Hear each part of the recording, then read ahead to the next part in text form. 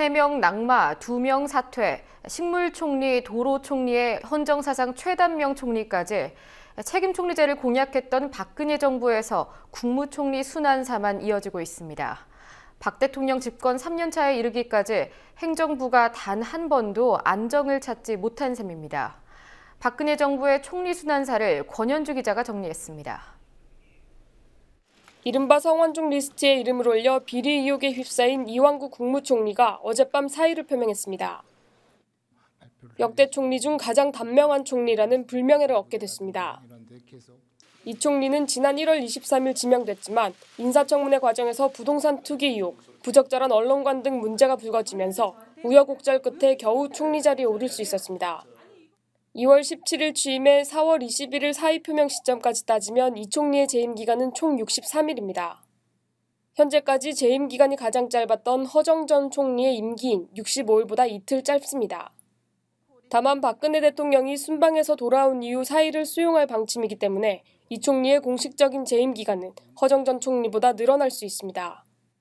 그러나 이 총리는 오늘 국무회의를 최경환 경제부총리에게 맡기고 사실상 업무에서 손을 뗀 상태로 실질적으로는 역대 총리 중 가장 단명한 총리가 된 셈입니다. 박근혜 정부의 총리 순환사는 출범 직후부터 계속되고 있습니다. 박근혜 대통령이 총리로 지명한 인사는 모두 5명. 이 중 실제 총리가 된 사람은 2명에 불과하고 나머지 3명은 인사청문회 문턱조차 밟지 못하고 사퇴했습니다. 2000년 인사청문회가 도입된 이후 낙마한 총리 후보자 6명 중 절반이 박 대통령이 지명한 인사였습니다.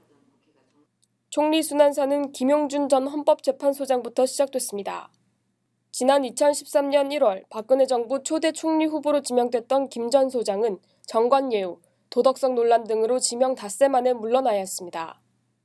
이후 정홍원 총리가 취임했지만 세월호 참사와 관련해 미숙한 대처로 식물총리라는 오명을 쓰기도 했습니다.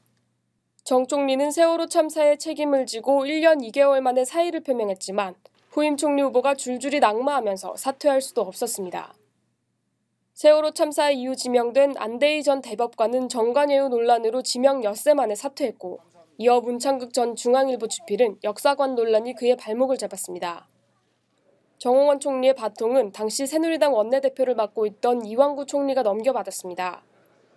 가까스로 국회 인준에 성공한 이 총리는 취임 후 부패 척결을 선언하는 등 이욕적인 행보를 보였습니다.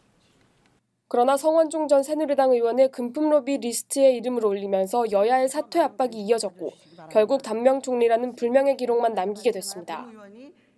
박근혜 정부는 대통령 공약이던 책임 총리 구현은커녕 또다시 인사참사 논란만 키우고 있습니다.